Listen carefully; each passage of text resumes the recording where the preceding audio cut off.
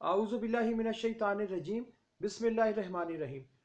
پیارے مسلمان بہنوں اور بھائیوں، السلام علیکم۔ امید کرتا ہوں آپ سب لوگ خیریت سے ہوں گے، میں بھی خیریت سے ہوں۔ چلیں آج کی جو حدیث ہے وہ سٹارٹ کرتے ہیں۔ حضرت عائشہ رضی اللہ عنہا نے بیان کیا کہ رسول اللہ صلی اللہ علیہ وسلم نے فرمایا، 5 جانور موذی ہیں، انہیں حرم میں بھی مارا جا سکتا ہے: چوہا، چیل، کوا، بچھو اور کاٹ لینے والا کتا۔